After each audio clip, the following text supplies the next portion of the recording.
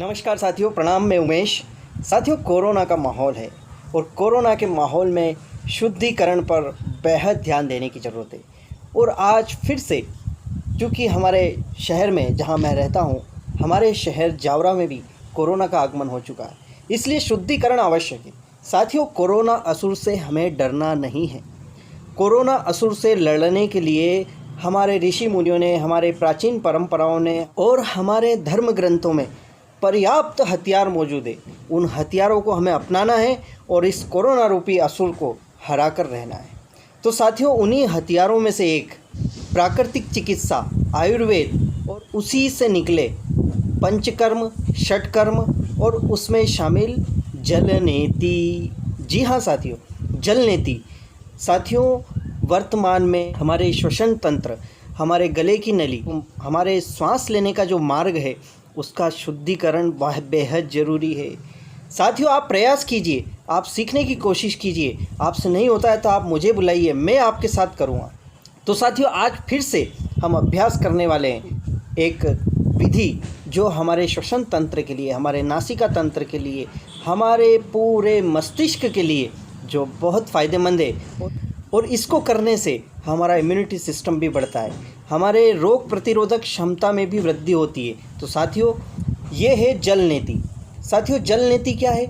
जल नीति प्राकृतिक चिकित्सा की क्रिया है और इसको बहुत ही आसान से अभ्यास और थोड़े से हमारे जो दृष्टिकोण है उसको बदलने पर किया जा सकता है। साथियों, मौसम परिवर्तन होने पर नाक का बंद होना, सांस लेने में तकलीफ होना, सर्दी जुकाम होना, सिर का भारी होना, नाक में से पानी बहना, आँखों में से पानी बहना और मस्तिष्क में भारीपन महसूस होना, ये स्वाभाविक होता है। और कोरोना के इस समय में साथियों, कोरोना के इस समय में हमको मौसमी बीमारियों, सर्दी जुकाम, खांसी, बुखार आदि से बचना बेहद ज़रूरी है। क्योंकि यदि इनमें से एक भी बीमारी हमें आती है तो वो कोरोना की शंका की तरफ हमको ले जाती है। चाहे कोरोना हो न हो, लेकिन यदि कोई व्यक्ति साधारण खांसी भी होती है उसको, यदि किसी व्यक्ति को साधारण खांसी भी हो जाती है, यदि कोई व्यक्ति अचानक से छींक भी आ जाती है, तो उसको भी लोग कोरोना की शंका से देखने लगते हैं। इसलिए साथियों, स्वस्थ रहना है। साथियों, पहला सुख निरोगी काया। करोड़ों अरबों रुपए का धन है, घर में पड़ा है, सोना चांदी पड़ा है, धन धान्य से घर भरपूर है, परिवार बहुत बड़ा है, लेकिन यदि स्वास्थ्य का धन नहीं है, यदि आपके पास आरोग्य नहीं है, तो वो किसी काम का नहीं है। जिसके पास स्वास्थ्य नहीं है वो निर्धन है। जी हाँ साथियों, स्वास्थ्य अनमोल धन है और उस स्वास्थ्य को प्राप्त करने के लिए हमें जो भी जतन करना पड़ते हैं वो करना चाहिए। तो साथियों, आइए हम आज जल नीति का अभ्यास करते हैं। जल नीति करने के लिए क्या करना पड़ता है, उसकी विधि क्या है, वो मैं आपको बता रहा हूँ, वो समझा रहा हूँ। साथियों, सबसे पहले हमें एक ऐसा टोटी वाला लोटा चाहिए होता है।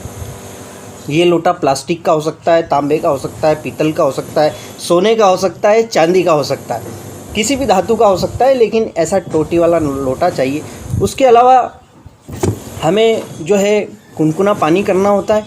कुनकुना पानी करने के बाद में उसमें चुटकी भर, 2 चुटकी नमक, सेंधा नमक हो तो बहुत अच्छी बात है, 2 चुटकी सेंधा नमक डालना है। और सेंधा नमक डालने के बाद में उसको अच्छे से हिला लेना है। उसके बाद जब वो पूरी तरह से नमक घुल जाए तो उस पानी को फिर से छान लेना है।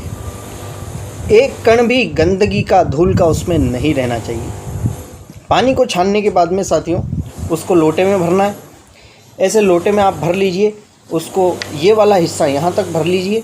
उसके बाद तेल या घी जो भी आपके पास उपलब्ध हो, उसको जो है टोटी की ऐसे नोक पर लगाना है। जी हाँ साथियों, टोटी की नोक पर तेल या घी को लगा लीजिए और इस कुनकुने पानी को, जो न ज़्यादा गर्म है न ज़्यादा ठंडा है, सादा पानी, उससे अब हम जल नीति का अभ्यास करेंगे। जी हाँ साथियों, जल नीति करने से पहले हमें हमारे नाक को साफ़ कर लेना चाहिए अच्छे से, कपड़े से, गीले कपड़े से पहले पूरे नाक को साफ़ कर लेना चाहिए। पूरी तरह से छींक करके पूरी तरह से अंदर की जो गंदगी है वो निकाल देना चाहिए। उसके बाद में इस जल नीति का अभ्यास, आइए हम करते हैं जल नीति का अभ्यास। देखिएगा आप, मैं क्या कर रहा हूँ। सबसे पहले मैं इस टोटी को अपने दाएं नासिका के दरवाजे में डालता हूँ। थोड़ी सी गर्दन टेढ़ी करता हूँ और अब जल नेति करने के लिए हम तैयार हैं।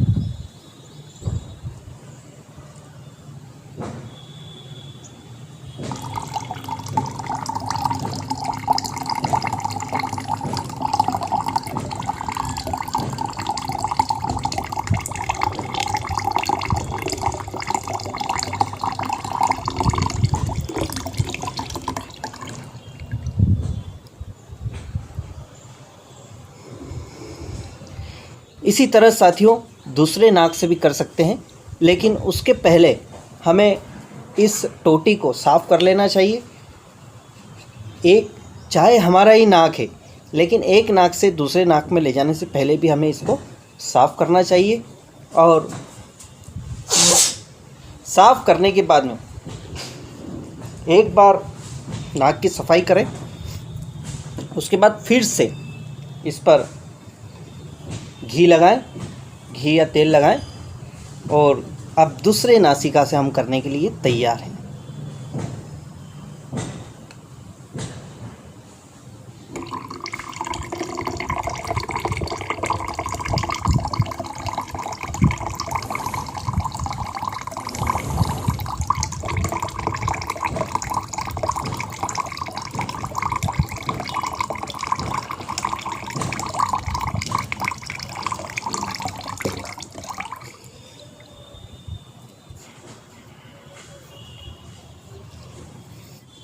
तो साथियों इस तरह से दोनों तरफ से हमको जल नेति का अभ्यास करना है। साथियों जल नेति एक बहुत ही अनमोल क्रिया है और इस कोरोना के समय में वर्तमान में जो ये महामारी चल रही, जो वायरस हमारे आसपास तैयार खड़ा है हमको घेरने के लिए, उससे लड़ने के लिए, उसको हराने के लिए, उसको हमारे शरीर में नहीं आने देने के लिए ये प्राकृतिक चिकित्सा के हथियार हैं।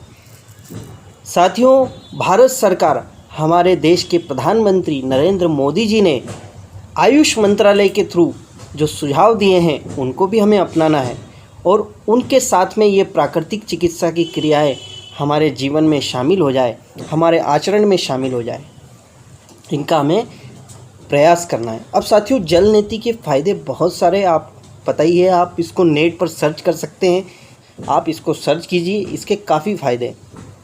साथियों इससे हमारे मस्तिष्क का भारीपन और हमारे नासिका तंत्र की सफाई और हमारे श्वसन तंत्र की सफाई और हमारे रेस्पिरेटिव सिस्टम की मजबूती इससे हो जाती है। साथियों प्रकृति ने कितने सस्ते, कितने आसान से और ऐसे ऐसे अनमोल उपाय दिए हैं जिन्हें केवल हमें अपनाना है। तो साथियों पहले आप विचार कीजिए कि आपको जल नेति करना है, उसके बाद मैं आपके साथ खड़ा हूँ।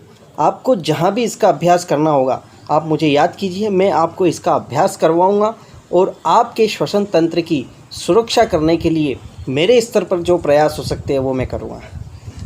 साथियों बात आती है कि इसका सबसे बड़ा फ़ायदा क्या है। साथियों जल नेति का सबसे बड़ा फ़ायदा है हमारी जो 3 नाड़ियों में से जो प्रमुख नाड़ी है सुषुम्ना नाड़ी। जी हाँ साथियों, हमारी 3 नाड़ियाँ हैं, ईड़ा, पिंगला, सुषुम्ना। उसमें से जो सुषुम्ना नाड़ी है वो रीढ़ की हड्डी के माध्यम से ऊपर से नीचे तक बहती है और उस नाड़ी का शुद्धिकरण, उस नाड़ी की जागृति इस जल नेति की क्रिया के माध्यम से हो जाती है।